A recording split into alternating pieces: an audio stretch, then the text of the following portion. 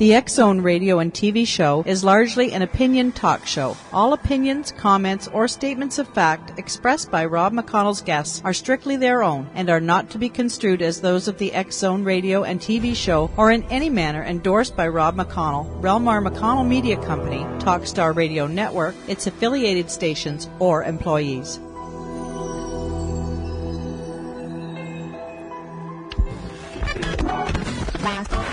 All Hit Radio.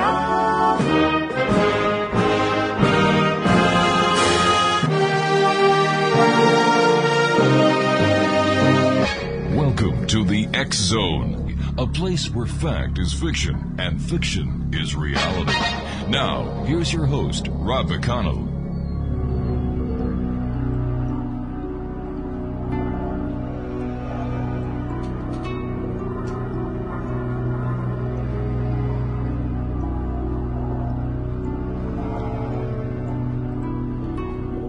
Welcome back to the X Zone, everyone. My name is Rob McConnell. We're coming to you from our studios in Hamilton, Ontario, Canada. www.xzoneradiotv.com, and you can always listen to our archives at www.xzonepodcast.com.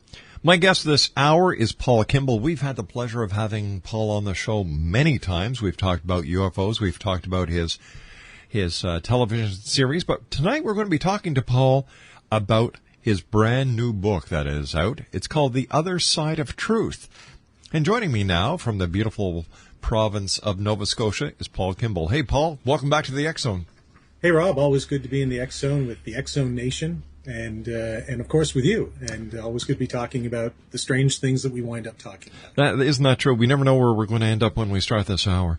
But first of all, Paul, I want to congratulate you on your new book, The Other Side of Truth, where you discuss a wide range of subjects from UFOs to ghosts to reincarnations. And tell me, which did you find most intriguing writing your book? I think they're all intriguing because they're all genuinely strange and weird and thought-provoking. But I have to say, and I'd spent years making films about UFOs and a TV series about ghosts, so I knew those pretty well. It was reincarnation, which is something that I hadn't really turned my mind to in my 45 years up until now. When I started looking into that was the one that I found the most interesting. When I was younger, I sort of had these experiences, I think most people probably have, where as a child you kind of remember, things happen to you where you kind of remember what sort of maybe seem like past lives. Yeah. Or at least you could, later on in your life, you could look back and say, oh, wait, maybe that was a past life. Or you could look back and say, maybe it was just me imagining or whatever. But I had some of those, so I thought, And when I was looking into the reincarnation thing, I think that's the one that maybe touches the most. I think they all touch on sort of our existential dilemma of who we are. But reincarnation really deals with the concept of, is there something for us after this existence, whether it's, moving on to heaven if you're a religious person of a particular sort. Other religious traditions believe in reincarnation. So that's the one that I was focusing on in that particular chapter. And, when you look into, when I mirrored some of my own past experiences with the research done by people like the late Dr. Ian Stevenson and other scientific researchers who looked into reincarnation in a scientific way. That's probably the one that I found the most interesting, most eye-opening, and the one that sort of makes, I think, all of us kind of sit back and wonder, where are we headed after this? And so maybe we're headed back here.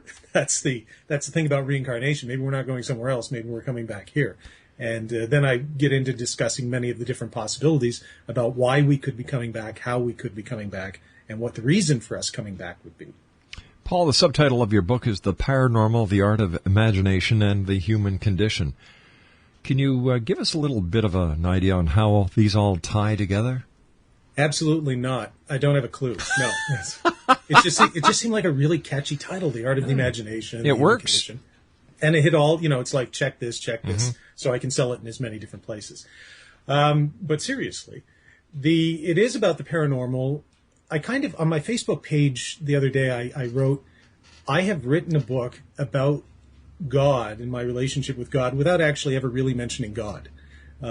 Because at the end of the day, what is God but some sort of advanced non-human intelligence, which may or may not be interacting with us?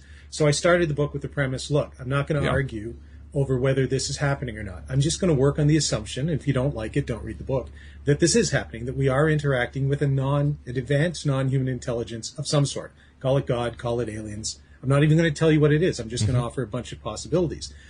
The important thing to me is, what might that interaction mean? I'm tired. I've spent 10 years making films about UFOs and ghosts and stuff, and I'm tired of listening to people argue about whether it's happening or not. That gets you nowhere. I'm just going to assume it is happening and use it as a starting point for a thought experiment about ourselves, hence the human condition part, the paranormal, our relationship with this advanced non-human intelligence, and how the two might link, but view it from an artistic point of view. Because when I started looking at all of these things kind of in a unified feel theory, if you will, it started resembling, and I come from an artistic background, as you know. I was a musician in the 90s here in Halifax in the big Halifax pop explosion, and now a filmmaker. And most of my friends, in one way or another, are all right, artists. Paul, I'm going to have to get you to hold on to that thought. Sure. We've got to take our hard break here. Exonation, good friend of the Exxon, Paul Kimball's our special guest. He's got a brand new book out. We're talking about it this hour, The Other Side of Truth. His website, www.redstarfilmtv.com. And Paul Paul and I will be back on the other side of this 2-minute commercial break. Don't go away.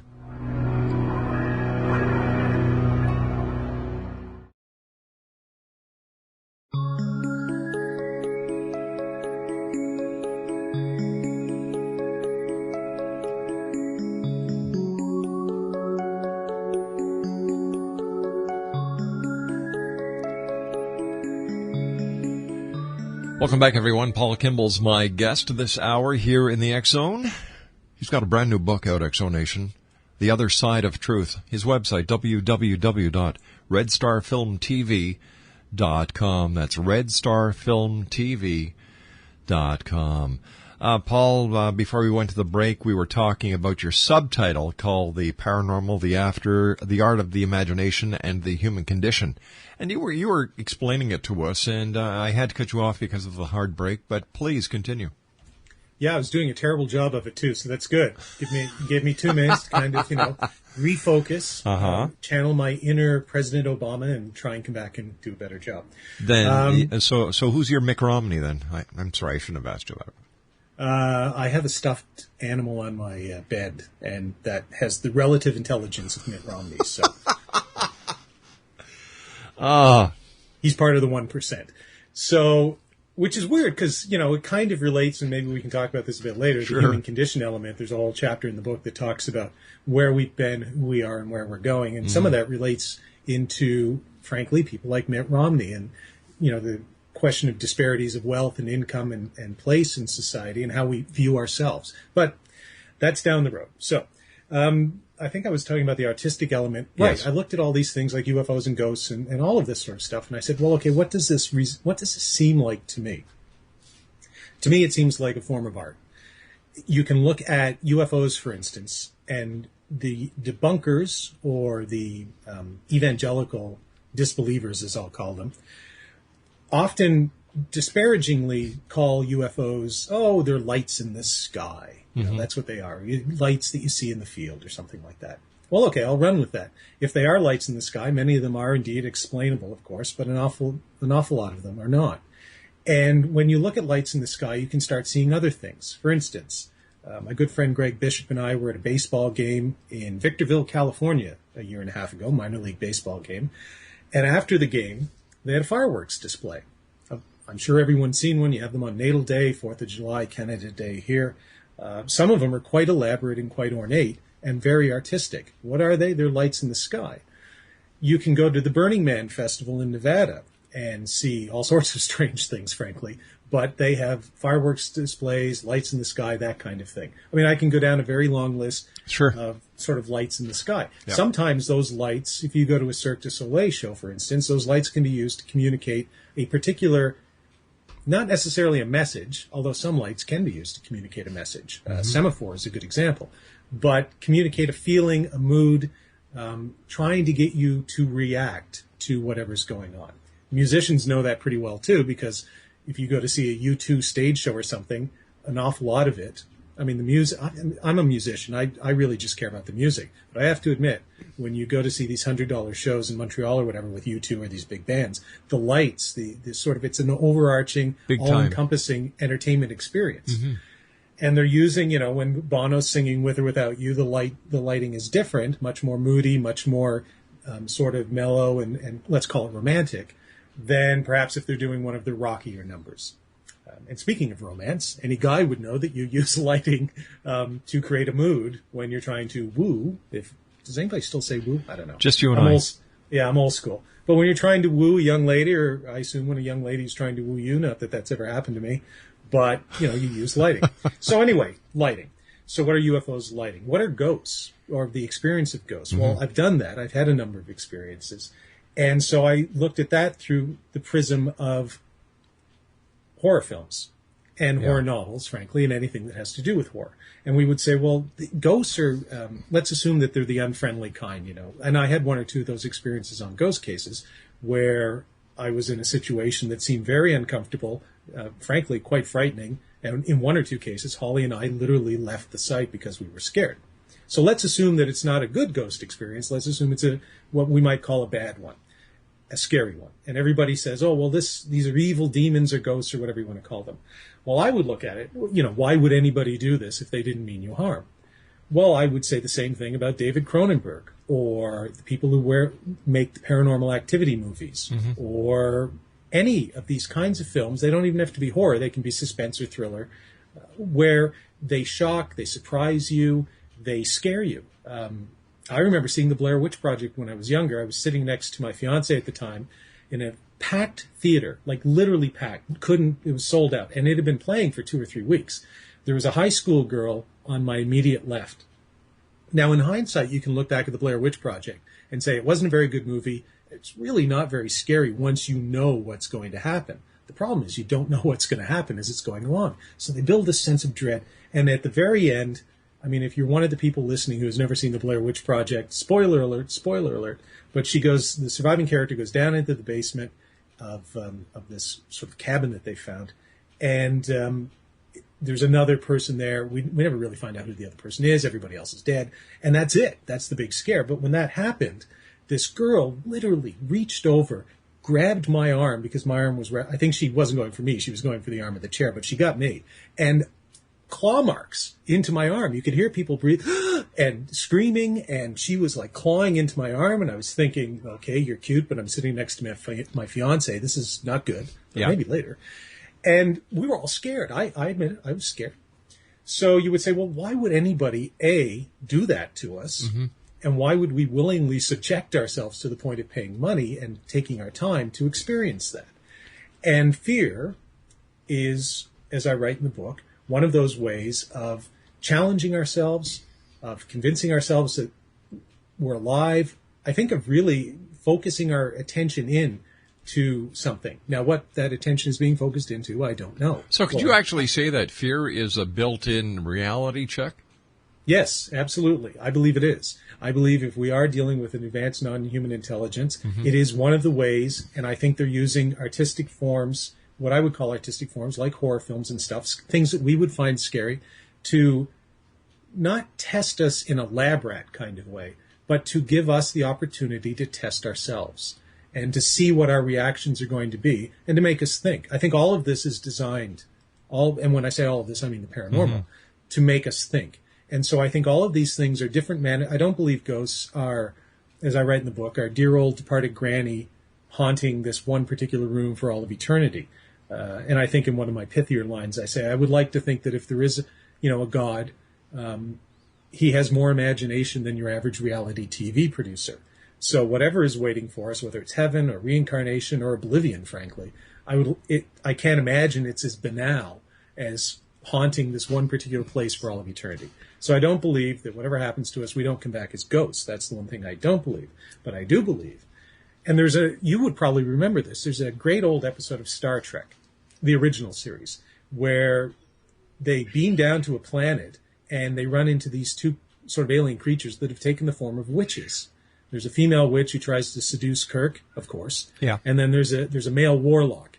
who's much less powerful. Yes, I remember that one. Yeah, and they have a very low budget. They have a cat, literally a black cat, but they blow him up. But you can tell it's a black cat. Yeah, and at the very end, they turn into these two little alien-like creatures. That's right. Who kind of look like little plants. That the way of talking is sort of like a sort of sick dolphin. Kind of, and they die. But that whole episode is kind of what I'm talking about, because it's about fear. And so what the alien, she goes bad and she tries to take over and everything. But the warlock alien says, well, no, we came here to interact with you, to see who you were, to test you, to find out about you. And this is one of the ways that we're choosing to do it. Now, my partner has gone crazy and she's bad and evil and you have to kill her. But our original intention was not to harm you. Our original intention was to, and this is one of the ways that we're doing it, we're pulling these things from your memory, your fears, those things that are stuck in your mind, and we're playing them back to you, in essence, to see how you'll react. And I didn't actually include that in the book. I'm just kind of thinking of it now. I should have included it in the book, because it's a perfect example of a popular culture way of looking at it, of what I'm talking about. So yeah, that's kind of how I see, when we talk about the paranormal, the art of the imagination and the human condition, this is the paranormal, the advanced non-human intelligence, using artistic forms of communication, of interacting with us, which is what artists do. When you create a painting, when you create a song, when you create a film, you're trying to send a message of some sort. Some films send better messages than others. Some songs send better messages than others, even if it's just to evoke a mood, like a Mozart symphony or a Beethoven concerto. That's what I think they're doing. And the question then, where the human condition comes in, is how we react, and then how it inspires us. And I use the term inspire repeatedly throughout the book. It's designed to inspire us to think of something bigger, broader, and I would say better than ourselves, and to make us aware that we're part of something bigger, broader, and better than just our individual selves. To keep us open to all possibilities. Absolutely. Yep. Now, Paul, you start off your book by saying that you have no interest in preaching to the converted. What did you mean by that? That one's actually pretty simple. There's three groups of people. I think this is true in almost anything, but there's three basic groups of people. People who believe something, people who don't believe something, and then the people in what my good friend Greg Bishop calls the excluded middle, who don't believe, don't disbelieve, have an open mind, are willing to examine the possibilities. I have no interest in preaching to the converted. I don't have any interest in, I have no problem talking to people, of course, but my purpose in writing this was not for people who believe that aliens from Zeta Reticuli crash landed in the desert in Roswell, and that's the narrative that they believe in. Or, conversely, that Jesus Christ is the Son of God, it's the only way to get to heaven, and he's the one true God, or Allah is the one true God, or whatever. That's great. All of those are valid opinions, not interested. Conversely, I'm not interested in talking to people on the other side, the sort of evangelical disbelievers, who say none of this is possible. Atheism is the only way to go. There clearly can't be a God. There clearly can't be space aliens coming here. Ghosts are nothing. There's nothing to any of this. Okay, well, you're the converted as well. You're just converted in a different way. What I want to do is I want to talk to all the people who hold neither of those positions. And I wanted to say, look, let's imagine. Here's my imagining, and frankly, I admit right up front, some of it's rank speculation, a thought experiment, if you will, but I think that's what all great philosophers have done. And I'm certainly not saying I'm a great philosopher, but I tried to work in that mode of just putting things out there, saying why I think it might be possible, why it might make sense, and then saying, look, if you can think of something different or better, great. If this inspires you to think at all, even if you don't agree with me, that's great too. But just think. And I find that the people on either extreme, what I call the converted, really don't do a whole lot of thinking. All right, Paul, I hate to do this to you again. We've got to take our news break at the bottom of the hour. Paul Kimball's our very special guest. Always a welcomed guest here in the X Zone. He's got a brand new book out, X Zone Nation, The Other Side of Truth. Visit his website, www.redstarfilmtv.com. That's www.redstarfilmtv.com. We'll be back on the other side of the news. Don't go away.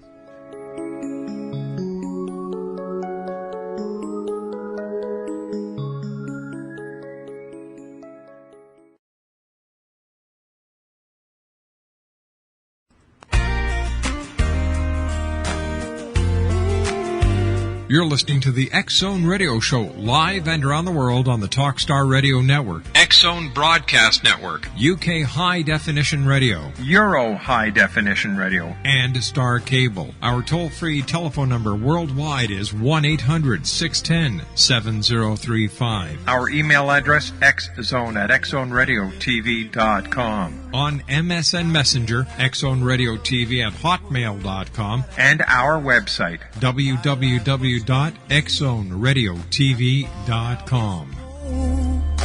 Why do I feel like I'm losing control?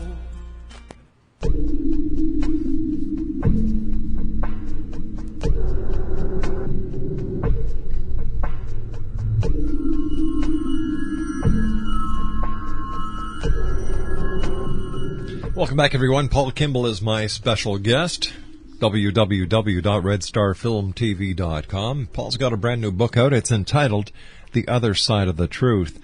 Always great having you with us, Paul. Congratulations on your new book. But in your book, you talk about UFOs, you talk about ghosts, you talk about reincarnation, and much more. But let me ask you this. Do you think that there is a physical reality to UFOs? That's an interesting question.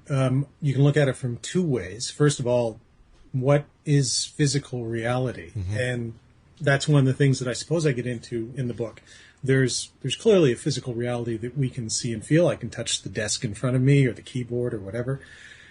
So if you're talking about that kind of physical reality, are they spaceships from another planet, nuts and bolts, that kind of hard thing?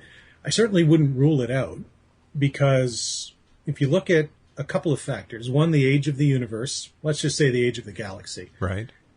And the fact that we're finding more and more Earth-like planets in even our own corner of the galaxy now, then it stands to reason that there's intelligent life out there somewhere. It similarly stands to reason that there's a 50-50 chance that it's more intelligent than us. You could go either way. It's less intelligent or it's more intelligent. I'll take those chances. I'll say, well, okay, there's a pretty good chance it's more intelligent than us. It might be more intelligent by 5 years or 100 years or 1,000 years, which is really a drop in the bucket, in the universal sort of bucket of time. Yeah. So let's assume that they're 800 years ahead of us. Mm-hmm. I'm going to use that number because that's a number that Michio Kaku, who I talk about in the book in the first chapter, I went to see him in London, England, when I was there in 2009, give a lecture at the RSA. He was talking about his book. I think it's the book, The Physics of the Impossible. And among the many different things that he talks about in the book, time travel, phasers, all that sort of stuff. But he definitely talks about extraterrestrial civilizations and things like traveling between the stars. And he identifies really 4 types of civilizations: type 0, type 1, type 2, and type 3. Mm-hmm. We are, in essence, type 0, which is anything from a pre-industrial society right up to an almost, and I might get this slightly wrong, but I'm in the ballpark, sort of almost a post-industrial global society where you have a global energy grid and stuff that we're getting towards, but we're certainly not there yet. So that level of development can't clearly travel between the stars. They can barely get off their own planet. But the type 1 society, which he, I believe in his book, says he thinks we're probably about 800 years away from, which again is a drop in the universal time bucket. But, 800 years, could be 400 years, could be 1,200, who knows, the way things are advancing. But we're close. Well, okay, let's say that there is another civilization out there like that. Well, a type 1 civilization is a truly we're not even talking about the really far out types 2 and 3. They're a planetary society that has harnessed the energy of their planet and is capable of traveling within their solar system at least. Then you go to the type 2 and maybe, just beyond the solar system if you wanted to create generational ships and stuff like that. So then you go to a type 2 and a type 3 civilization, and they would absolutely be able to travel between the stars. Kaku thinks that those civilizations probably exist. So if they exist, there's no reason why they couldn't be coming here. So in theory, yeah, there could be a physical reality if that's what you mean by physical reality, which is what I think most people mean by it. But no.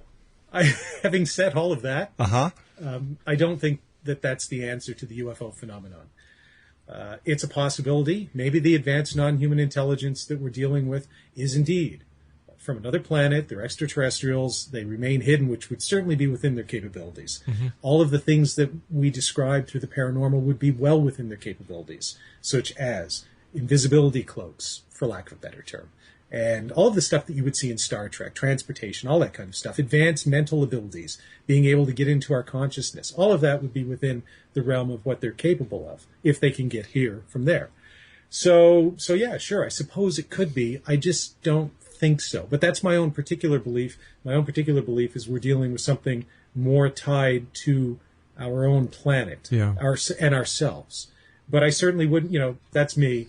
It's absolutely possible and would be within the realm of possibility if these creatures are coming here. They could have the exact same motivations as, say, those aliens in that Star Trek episode we were talking about, to find out about us, to discover about us, and to do it by interacting with us in a way that would not disturb our development, so that, the experiment, if you want to call it an experiment, would occur naturally, but they would be able to judge our reactions. And frankly, I do say this in the book, in the human condition part, any advanced civilization that is coming here from another planet, or anywhere else for that matter, whatever the advanced non-human intelligence is, would, if they wanted to do us harm, it wouldn't take them very long. They could destroy us, I would say, in the blink of an eye, to use a metaphor. If you can get from another planet to here, then you would have a technological capability. I mean, you see these movies, you hear people talking about resisting aliens and, fighting back with our jet fighters and stuff, which is patently ridiculous. If you can get from even Zeta Reticuli to Earth, then nothing we have is going to be of any concern to you. So if they wanted to do us harm, they could. And I'll use a real quick example to illustrate that in our own world. If you were to go back to 1805, which is really not that long ago, the Battle of Trafalgar, the greatest naval battle in probably history, but certainly in recorded history, where the British under Nelson defeated the combined Franco-Spanish fleet off Trafalgar. Well, okay, to the British, that was the sort of apotheosis of the Royal Navy. It was the high point. The next 100 years, they basically created the Pax Britannica based on that. They ruled, Britain ruled the waves, as the saying goes. Those were the most advanced ships of their time. Go to 1914, the Royal Navy still ruled the waves, although not quite perhaps as much. There were other competing actors. World War I starts. Now the Royal Navy fleet doesn't consist of these small cannon-firing wooden ships with sails of 100 years ago.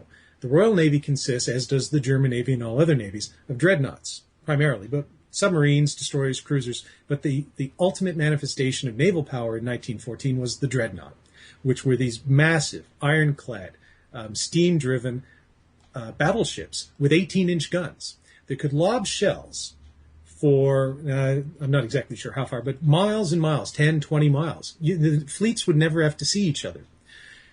If one of those dreadnoughts had traveled back in time 100 years and encountered the combined fleets of Trafalgar, they could have laid waste to the navies of the United Kingdom, France, and Spain within an hour. So there's 100 years of technological change, even in our own, using an example from our own time, and showing how at the height of our power in 1805, by 1914, the height of that power is irrelevant. Travel 25 years further than that, and you have the atomic bomb. So those wonderful fleets that they fought the Battle of Jutland with in 1916 between Germany and Britain could have been decimated, as I write in the book. Here's the punchline. The sailors could have been standing on the decks of the German and British fleets.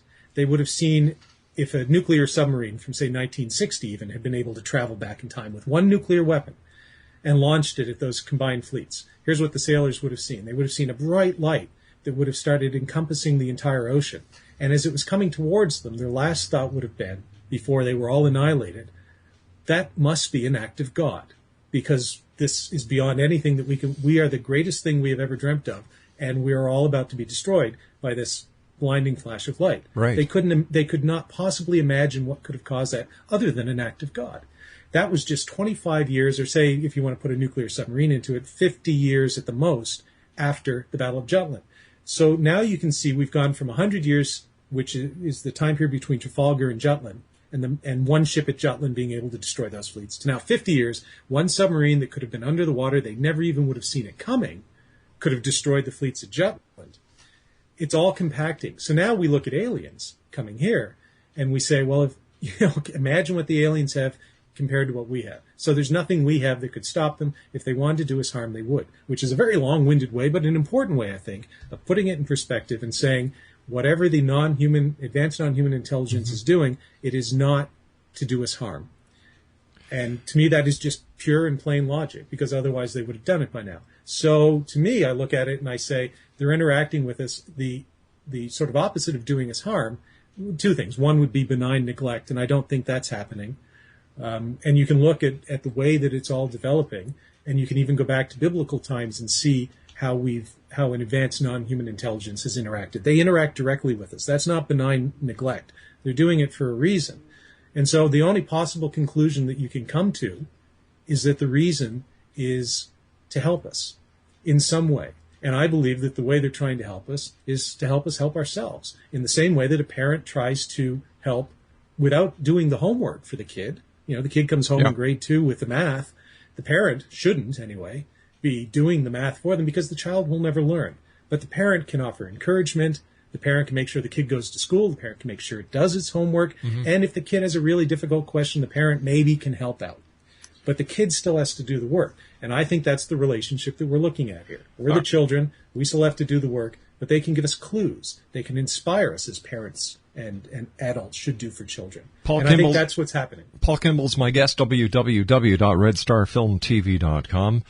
We're talking about Paul's new book, The Other Side of the Truth, and in Chapter 4 you describe an encounter with what you call a shadow person late one night while you were walking through the streets of a small town in a Czech Republic. Could you take us and the listeners who may not know the story through it? Sure, I'd love to take you all back to Český Krumlov in the Czech Republic. If you're ever traveling in Europe, Český Krumlov is a World Heritage town. It's a tremendous. It's one of those old school Central European. I guess it's a city now, but the core of it is the old town. So if you've seen a picture of castles and princes and all that sort of stuff, you kind of have an idea of what Český Krumlov is like. Very narrow, winding streets, alleyways. I mean, really kind of something out of a movie or something, where you might see James Bond running through these streets or whatever. So I was there with Holly Stevens, my co-host on Ghost Cases. We had been traveling after we finished shooting our episodes in the United Kingdom in 2009. You know, we're already over there, Rob. So we decided, hey, let's take a vacation, because it was the end of the shoot for the series. We spent 3 weeks in the United Kingdom after that, Scotland, England. And then we said, well, let's go to the continent. And we picked the Czech Republic. So we went to Prague for a few days. And the last place we went to was this Český Krumlov, which has the second largest castle in the Czech Republic and all this great stuff. So we go there. To kind of make a long story short, we spend the day. We're staying in a wizard's castle. It's literally a little inn that's shaped like a wizard's castle. Cool. Yeah, I know. It's like something out of The Hobbit. I had booked it weeks in advance. It's important to note at this point that Holly and I were not a couple. So I had booked it weeks in advance, and I had booked a double room, meaning there were 2 beds in the room. When we got there, they had changed ownership, and the new owners hadn't gotten the memo that our room, and they only had, I think, 3 or 4 rooms in the place, was supposed to be one of the 2-bedrooms. So they put us in one of the 1-bedrooms. The other rooms were taken that night. Now, the guy said, he was very apologetic. He said, look, we can put you in the room you want tomorrow, or you can go find another hotel, or you can have this, this room. And he gave me a good rate and all that sort of stuff. It wasn't his fault. So I said, fine, I'll sleep on the floor. Seemed like a good idea at the time, Rob, but it wasn't. I see. The floor was really hard. So Holly gave me all her blankets and everything, and I still couldn't get to sleep. It was about 11 o'clock. I said, I'm going to take a walk. And she said, do you want me to come? I said, no, you're tired. How much trouble can I get in Český Krumlov on a Monday night? Knowing you a lot. Yes, well, as it turns out. Yeah. So as I'm walking, the streets are quiet. There's nobody else out. It was a Monday night in June, so it hadn't really hit the tourist season yet. And I eventually made my way down to the town square, which is this, like most European towns, a central square surrounded by a bunch of buildings, quite large. And so I was sitting on a bench and not really paying much attention to anything. And out of the corner of my eye, I saw what I thought was a guy, a person. Yeah. And I've spent enough time taking walkabouts here in Halifax and big cities. I was a police officer briefly once. I know when you're in another country, don't fear people, but if you see other people, you at least, keep an eye out on them late at night, because you just never know. So I took a look and I saw this sort of shadow. It looked like a guy in the center of the square. And then I turned my head to look in another direction. I turned back and this thing, whatever it was gone. Now, to me, there was no way that in the 2 seconds that I was looking away, that this shadow, and I'll call it a shadow, could have made it to any of the buildings, even if it had run and, sort of the door had been open and somebody had been waiting to let them in. If all of that had happened, Usain Bolt couldn't have made it that quickly. So I thought, well, okay, I clearly have to go home because I am tired and I am really starting to see things. So back I started to walk. It was about a 15-minute walk back to the hotel, the Wizard's Castle. There was a toy store on the way there in the shopping district, and I had been there earlier in the day, and it had a whole bunch of wooden toys. And I stopped to look into the window and say, okay, I'm going to scout out stuff to buy for my niece and nephews. As I was doing that, looking down, I felt something like sort of this presence, this weird vibe, whatever you want to call it. And I looked up in the window, which is in front of me, and over my shoulder, I see the shadow figure. And okay, you flip around when somebody's right behind you. Yeah. You're about to get mugged or somebody wants to ask you for directions. Those are kind of your two options. So I kind of turn around really quickly. I'm actually quite nervous, and there's nobody there. Nothing. Turn back around, look in the window, nothing except the wooden mice. At this point, it was like, great, I am now really quickening my pace to get back to I got to cross a bridge over a river and walk through the castle district. I'll be back to the wizard's place. So as I'm going across the bridge, I hear behind me, and when you read the book in the ghost chapter, you'll see about this place Holly and I were at in England called St. Edith's Church, where we had an experience with horses' hooves and stuff. All right, I hate to do this again, but we're going to have a cliffhanger here. Paula Kimball is my special guest. We're talking about Paul's new book, The Other Side of Truth, his website, www.redstarfilmtv.com. That's www.redstarfilmtv.com. And Paul and I will be back on the other side of this break as the X Zone continues from our studios in Hamilton, Ontario, Canada. Don't go away.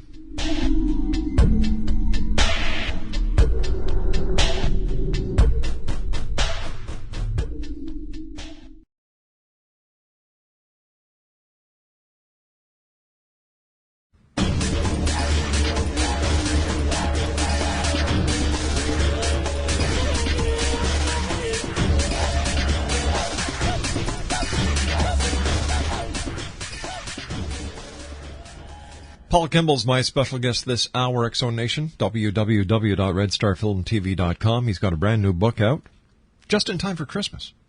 It's entitled The Other Side of Truth. Paul, first of all, I want to thank you so much for joining us. It's always great talking to you. Congratulations on your book. But we left you in the middle of a cliffhanger before we went to the break. That's just good radio, Rob. Leaving like a cliffhanger. Yes, come back, people. So yeah, and thank you very much for having me. It's always great chatting with you and chatting to the folks in the X Zone Nation. I always like coming on the show. So yeah, I've had these two encounters with sort of, let's call him a shadow person or whatever. I'm on the bridge. I'm standing next to a statue, and I had been doing some stuff, sort of experimenting with time travel. That's a long story. Earlier in the evening on the bridge. So the bridge was a place that I had stopped before. And there's statues all on the bridge, and there's a statue of Jesus right in the middle of the bridge. So as I get to the statue of Jesus, as I'm quickening my pace, getting away from the toy store, and heading across the bridge, I hear behind me these what I can only describe as footsteps, and it's a wooden bridge, so clop, clop, clop. So I describe in the book, I balled up my fist. I mean, I'm a lover. I'm not even a lover, but if I was anything, I'm a lover, not a fighter. Terrible. No interest in fighting. Very low threshold of pain. But sometimes so I balled up my fist, I spun around, and when I spun around, there was nothing there. Right. But then I felt on my shoulder, it's like what it would feel like if a police officer reached out, grabbed you by the shoulder, and was trying to spin you around and say, hey, excuse me, sir, that kind of thing. Yeah. The stereotypical movie cop or whatever. So I've already spun around once, so now I spin around again, and there's nothing there. So at that point, I wish I could claim that there was some great moral to the story or something, or that I had a profound conversation with a shadow person. Nope. I left very quickly because it had been an extremely weird sort of thing. It was definitely late at night. I was alone, and yeah, I'm a fraidy cat, and I've never had any problem admitting that part of this thing is I don't think, looking back on it, anybody's meaning to do me harm, because if they wanted to, they could have. Yeah. But they were definitely getting a fear reaction. And so part of that is then, over the 3 years after that, I think back to that incident, and it makes me think, not just about the shadow people or whatever you want to call them, but about what could have been behind it. And I think that's part of, as we talked about earlier, the point that they're trying to get across. Just think about something beyond just you and the literal world that you're living in. So broaden your horizons. And they definitely broadened mine on that evening in Český Krumlov. We've got about 60 seconds left, Paul, and your final chapter's called It's All in the Hearing. What do you mean by that? It's actually the title of a song I wrote when I was a musician many years ago, but and again, the art weaves in with the paranormal and the human condition stuff. But at the end of the day, how do you see a film? How do you hear an album? You have to buy a ticket, or you have to buy the album. You have to make the art available. You have to go to the art gallery.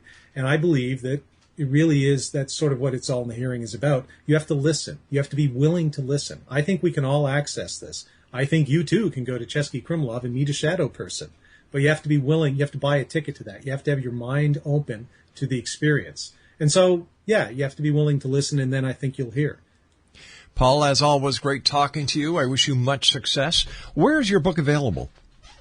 It's a slow rollout. At the moment, it's at CreateSpace, which is one of Amazon's publishing wings. It'll be on Amazon.com late next week, and then in hard copies in bookstores and stuff early 2013, and then after that, ebooks. All right, So, Paul. Thanks very much for joining us. Look forward to speaking to you. We'll have to have you back on around Halloween. How does that sound?